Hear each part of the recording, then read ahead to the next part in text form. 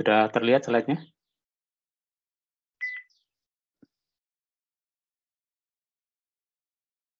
Sudah, Pak.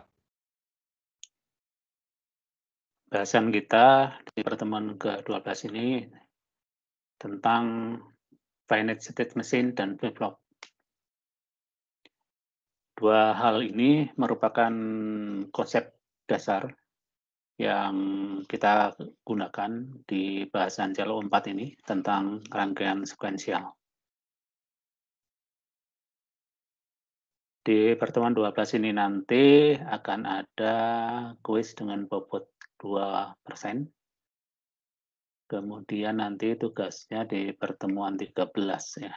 Di pertemuan ini nanti tidak ada tugas. Oke, yang pertama finite state machine atau biasa disingkat dengan FSM. Oke, sebelum masuk ke situ, kita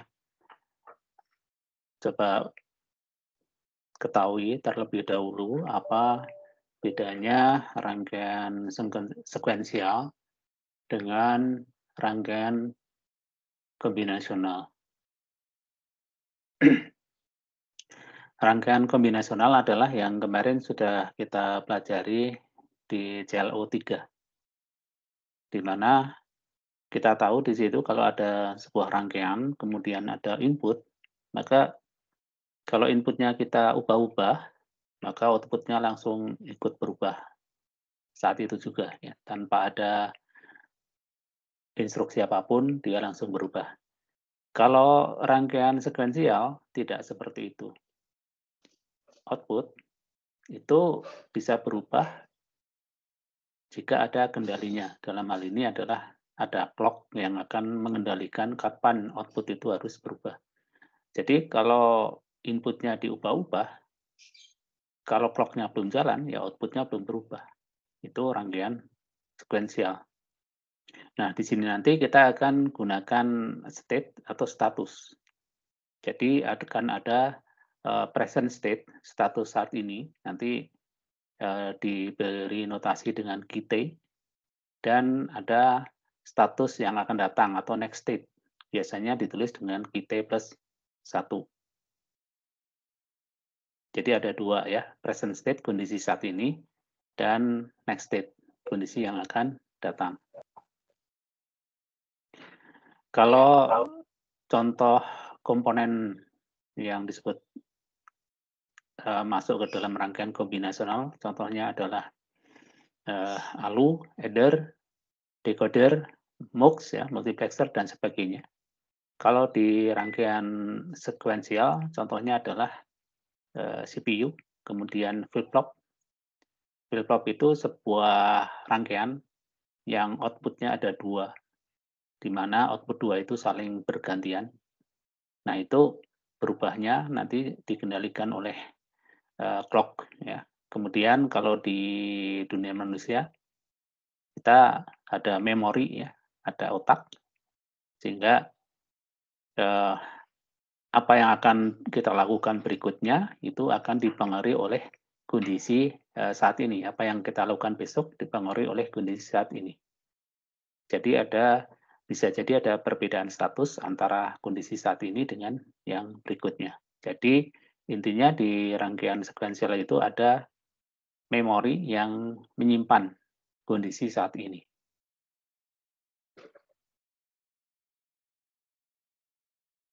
Kira-kira seperti itu ya gambaran besarnya tentang rangkaian sekuensial.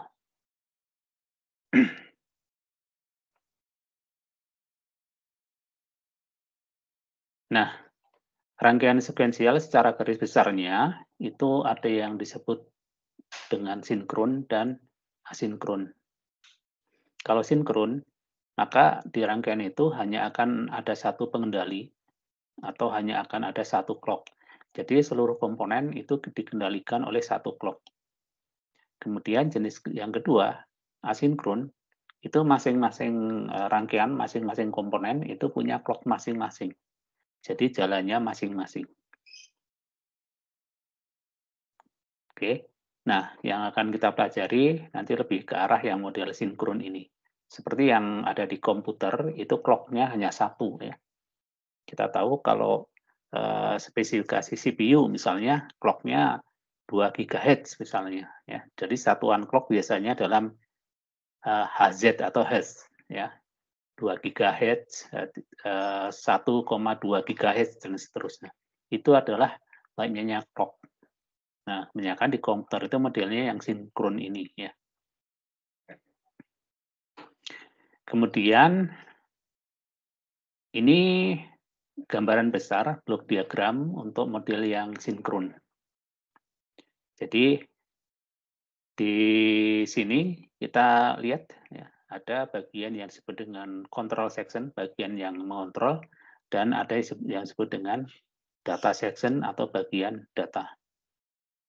Nah, kita lihat clock-nya di sini.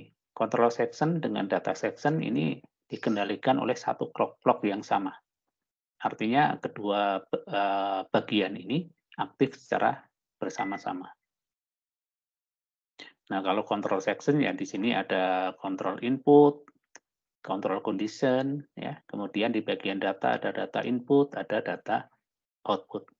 Ini adalah blok diagram secara global atau besar. Nanti akan kita lihat blok diagram yang lebih spesifik.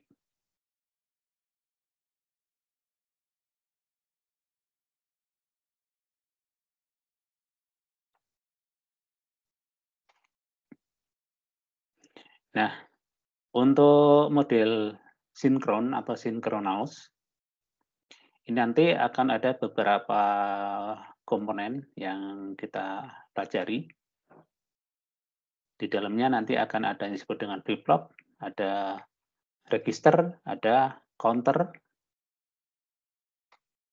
kemudian clock-nya semua jadi satu dan melalui gerbang logika N ya.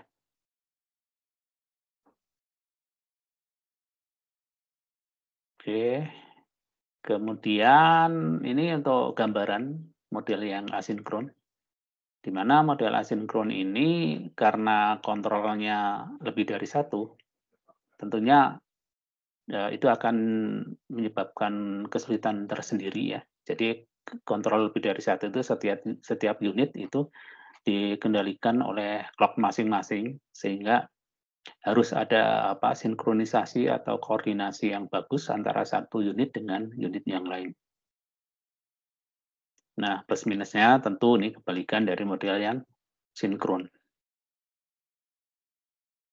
Nah, biasanya model sinkron ini adalah suatu rangkaian besar yang terusun dari berbagai macam perangkat dengan teknologi yang berbeda-beda. Ada yang mampu untuk diajak kerja cepat, ada yang hanya bisa kerja lambat. Nah, itu kalau digabung jadi satu, maka tentu ritme pekerjaannya juga dipengaruhi oleh komponen yang kerjanya hanya bisa lambat.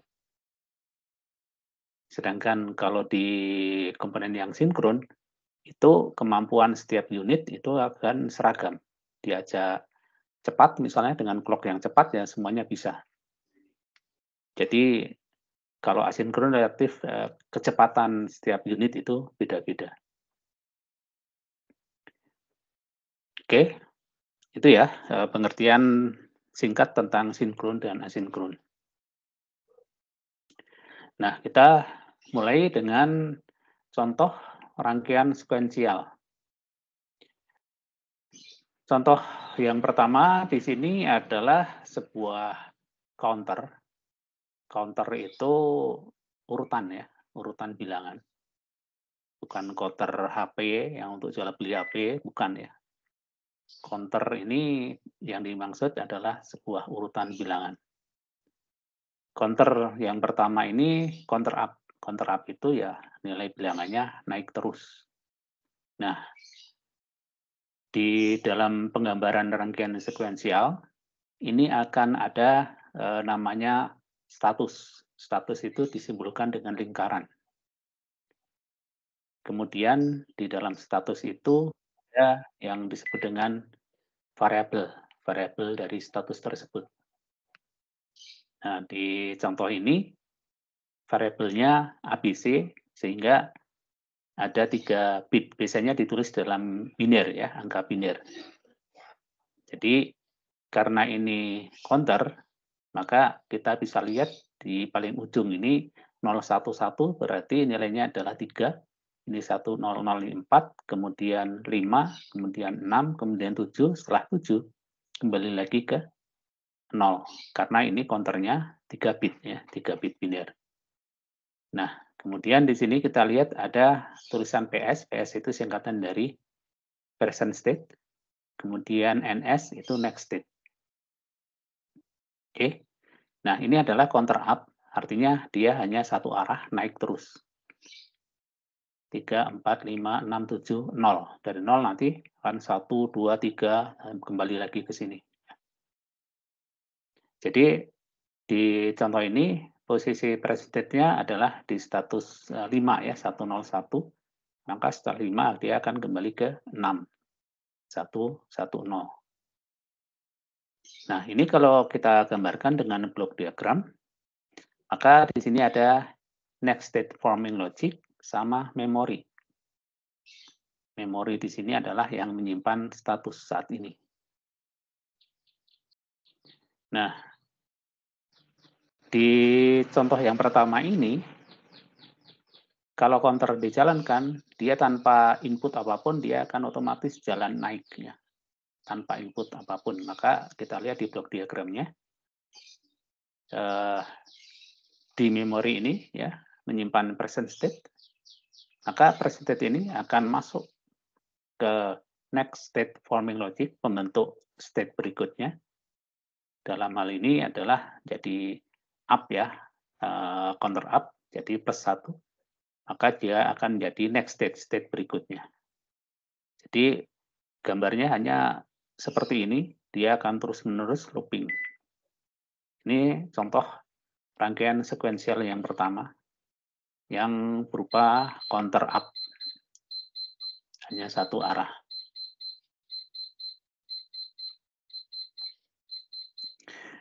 Oke, contoh yang kedua, ini counter yang dua arah, bisa up dan bisa down.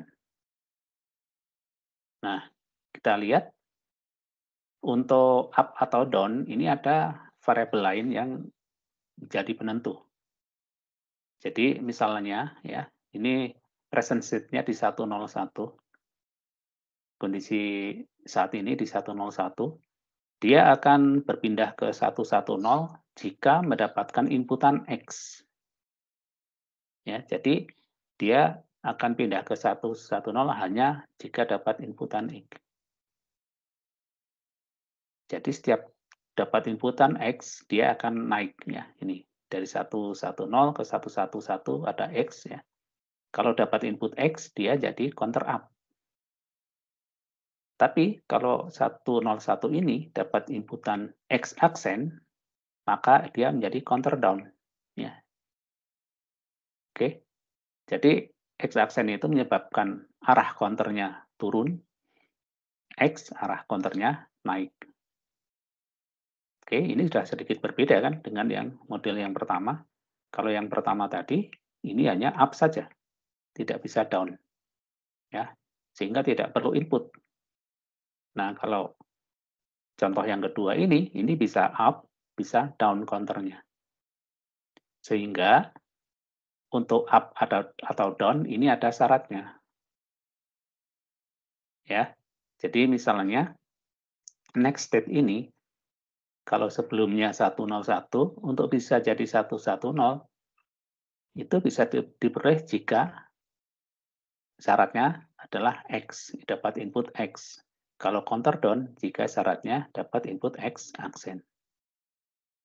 Ya, di gambar yang pertama tadi, ya, gambar pertama, kalau tadi ini kan hanya dua buah kotak ini kan. Nah, sekarang ada satu tambahan berupa input. Ini yang akan menentukan arah counternya akan up atau down. Ya, bedanya di sini. Bisa ditangkap ya, dua model counter yang berbeda. Oke, sehingga counter yang kedua ini tentu lebih lengkap ya dibanding counter yang pertama. Nah, untuk bentuk rangkaian sekuensial ini, nanti kita akan pelajari 2 model, ada yang disebut dengan model Moore, ada yang disebut dengan model Mealy. Ini nama orang. Ini adalah orang yang mencetuskan model rangkaian sekuensial tersebut. Dua-duanya kita harus kuasai ya, model Moore dan Mealy. Nah, sekilas apa bedanya model Moore dan Mealy adalah kalau model Moore nanti output itu tidak tergantung pada input. Kalau model Mealy output dipengaruhi oleh input. Cara umum bedanya di sini. Nah, nanti kita akan lihat detailnya seperti apa. Oke, yang pertama ini model rangkaian sekuensial yang model Moore. Output tidak dipengaruhi oleh input, tetapi hanya dipengaruhi oleh present state. Output itu di sini ya, ini output. Kalau tadi gambar yang sebelumnya kita lihat, ini kan hanya baru sampai present state ya. Present state. Nah, biasanya ini perlu untuk jadi output ada satu unit lagi, seperti yang ini. Nah, output ini perlu ada unit lagi, ya, satu kotak lagi, ini yang akan menghasilkan output berdasarkan present state. Jadi output hanya dipengaruhi oleh present state. Input tidak langsung mempengaruhi output. Jadi kalau kita tuliskan dari blok diagram ini, present state, PS ini adalah fungsi dari next state. Jadi present state tergantung dari next state. Next state ini ya dipengaruhi oleh input ini, IP, dan present state. Jadi next state dipengaruhi oleh dua hal. Output hanya dipengaruhi oleh present state. Ini model Moore, skema besarnya seperti ini.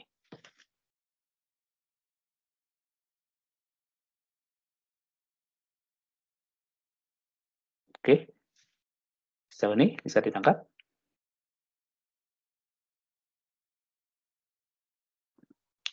Baik, kita lihat sekarang contoh counter yang ketiga. Counter ketiga ini bedanya dengan yang kedua adalah ada output. Nah, biasanya disimbolkan dengan panah, turun dan naik. Kemudian ada nama variabel outputnya. Di contoh ini adalah namanya Z. Ya, ini simbol output nih. Kalau di contoh kedua tadi, ini belum ada output. Ya. Tidak menghasilkan output, hanya perubahan status saja. Nah, di contoh tiga, ini ada output Z. Oke. Jadi, output Z ini akan diperoleh kalau ya state-nya ada di 111. Tidak di tidak disebutkan inputnya dari mana. Pokoknya kalau dia berada di state 111 menghasilkan output Z ini sama dengan 1. Oke, ini model Moore ya. Jadi kalau tadinya present state-nya di 101, kemudian pindah ke 110, kemudian pindah ke 111. Nah, disitulah dihasilkan output Z. Atau kalau pas down ya dari 000 kemudian turun pindah ke 111, di situ juga akan dihasilkan output Z sama dengan 1. Oke, kalau analoginya adalah mahasiswa yang rajin mengikuti kuliah SISDIK ini mengerjakan seluruh kuis dan tugas, maka outputnya adalah lulus. Ya, outputnya lulus. Oke, tapi kalau tidak, ya misalnya, jadi 111 ini misalnya adalah status mahasiswa yang rajin, datang terus, mengerjakan seluruh kuis dan tugas. Nah, kalau itu dilakukan, maka dia lulus. Ya. Analoginya seperti itu.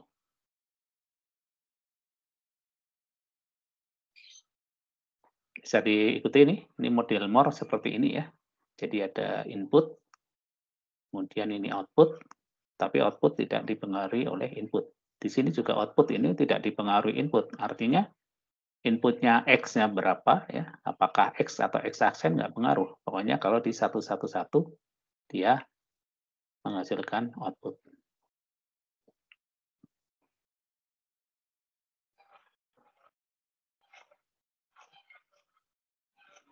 Ini masih sama gambaran seperti tadi. Nah, ini hanya ingin menjelaskan bahwa kotak ya, kotak-kotak yang ada di sini, ini tersusun dari apa? Nanti kita tahu di sini bahwa di sini adalah kombinasional network. Ini rangkaian kombinasional. Ya, rangkaian kombinasional sudah kita pelajari ya. Jadi komponennya kotak yang pertama itu bisa jadi dari komponen rangkaian kombinasional. Kemudian yang kotak yang kedua yang membentuk present state itu disebut dengan memori ya. Disebut juga dengan register. Nah, ini nanti biasanya ini bahannya dari flip-flop. Ya, bukan rangkaian kombinasional. Sedangkan kotak yang ketiga yang menghasilkan output ini juga dari rangkaian kombinasional. Jadi kotak yang ini nanti berasal dari rangkaian kombinasional, yang ini berasal dari flip-flop. Nanti kita akan pelajari flip-flop itu seperti apa. Yang ini dari rangkaian kombinasional lagi.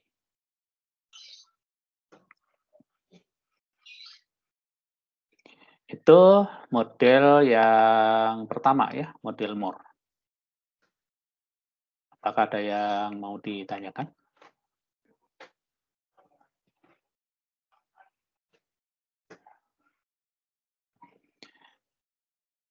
Baik, kalau nggak ada, kita coba lihat sekarang model yang kedua, yaitu rangkaian sequential model Mealy. Nah, dari gambar ini, yang berbeda adalah ini ya. Ini ada tambahan panah dari input menuju output. Bedanya di sini aja. Artinya, output ini diperoleh berdasarkan present state dan input. Artinya input mempengaruhi output. Sehingga fungsi outputnya sekarang ya ini input sama present state. Oke. Hampir sama dengan ini ya. Next state. Next state juga kan. Next state ini dipengaruhi oleh input dan present state. Nah, contohnya adalah contoh counter yang keempat. Bedanya di sini. Kalau di contoh 3 tadi, output itu tidak memperhatikan apapun inputnya. Pokoknya kalau di state 111, dia menghasilkan output. Nah, di model Mealy, tidak sederhana itu. Output itu hanya bisa dihasilkan jika, ya ada if-nya di sini ya, jika dapat input X. Jadi, output Z ini baru bernilai 1 kalau dia berasal dari state 110. Setelah 110 dapat input X, dia pindah ke 111. Jadi sekarang hanya dari satu arah saja. Kalau dari 000 ke 111 yang turun, ini nggak ada outputnya. Jadi lebih selektif ya. Input mempengaruhi output sekarang. Oke, bisa dipahami bedanya antara yang Moore dan Mealy? Baik.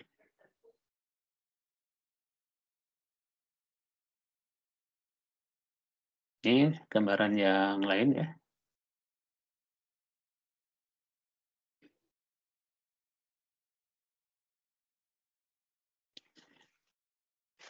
Baik, itu tadi contoh model rangkaian sekuensial. Ada yang disebut dengan model Moore dan ada yang disebut dengan model Mealy. Masih ingat ya bedanya? Yaitu untuk memperoleh output. Yang satu tidak dipengaruhi oleh input, yang satu dipengaruhi oleh input. Bedanya di